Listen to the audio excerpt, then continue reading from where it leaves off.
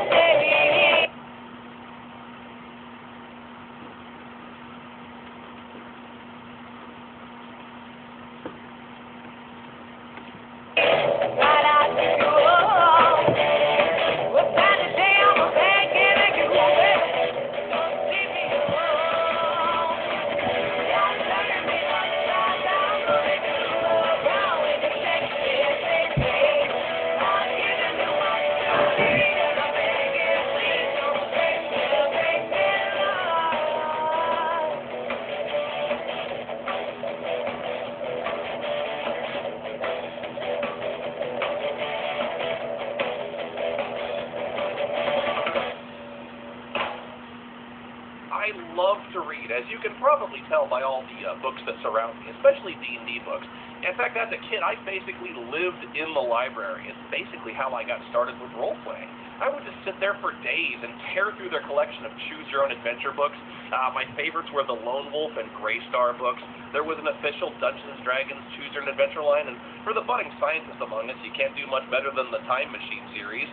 And then I discovered that the local library was offering movies for free. And so being a huge fantasy geek, of course I picked up an obscure sword and sorcery flick called The Lords of Magic, which is not based on the Lords of Magic game by Sierra Interactive. No, this is The Lords of Magic with a K. And trust me when I say that you've never seen anything quite like this movie, because this is some of the goofiest chipmunk shit I've ever seen in my life, and that should terrify you. I picked up 2 movies that day at the library. One was this, and the other was Captain America. And this one is far, far worse. It's The Lord of the Rings meets The Room. It's Beastmaster meets Birdemic. It's the Lords of Magic. There once was a time when the masters of the art of magic would contest with each other, seeking to win the coveted prize and title known as the Lord of Magic. And that time is every Friday night at 6 for the booster draft. Oh no, oh, this is not a good sign. This movie's shot on shitty-o.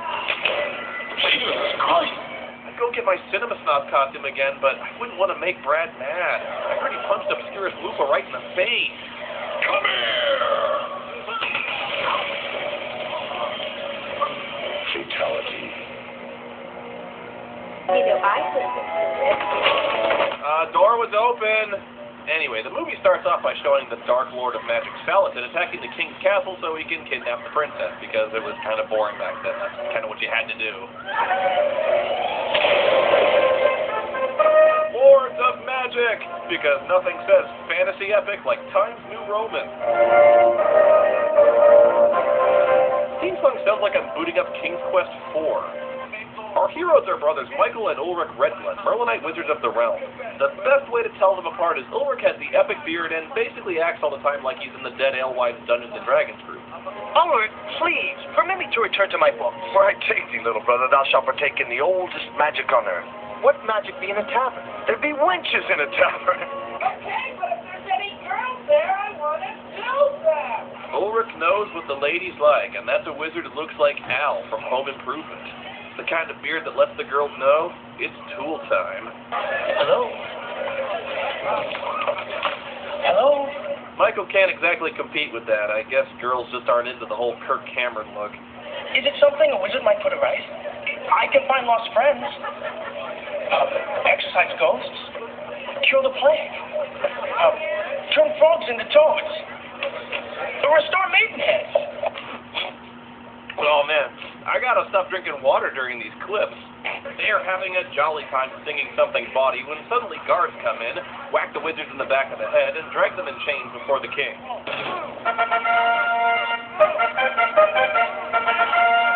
Is there just a line of trumpeters off to the side that play whenever anybody enters the throne room? The prisoners approacheth! I was attacked by vile bandits, tried to make me reveal the secret location of thy royal... No! Not true! Silence! I said nothing. They cut off my hands, my feet, my ears, and my balls. Fucking objection! He's clearly got... You know what? Fuck it. I want to see where it's going with this. It gouged out my eyes, split my belly open. No, I didn't plead for mercy. Still, I did not divulge thy royal secret. Finally, they tired their sport, slit my throat, and I died. You died? I got better. Actually, he did get better. They're not on trial for killing the guy. They're being convicted of raising him from the dead. Send for the headman. We saved the life of thy friend and are rewarded with death? Why? Necromancy is a crime. That is the law. No, Larry, I didn't mean come and cut their heads off right here in the throne room. Take it outside, please. My brother and I place ourselves at thy service. Command anything.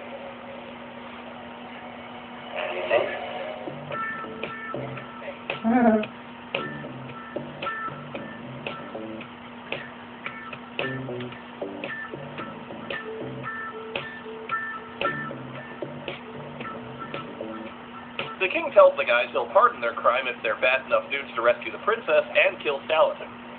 Thou shalt know her. Finest work. 'Tis my superfluous third nipple. It runs in the royal bloodline. Very good. We shall examine the breasts of every maiden in the land. Actually, they have no idea where to start looking, and even together they don't have the strength to beat Salatin in combat. But that's when Ulrich has an idea. I have an idea. Come on. We shall ask the dark powers themselves for help. Oh, come on now. That was immediate. We're not even having a discussion on this one. Hey, Michael, I've got an idea. Let's contact the devil. Sounds good. Oh, my God. Plan A was just summon Satan? Nothing else was even brought to the table on this one? Just a kill for another quest to save a princess. Now, coming. Now, go ye forth.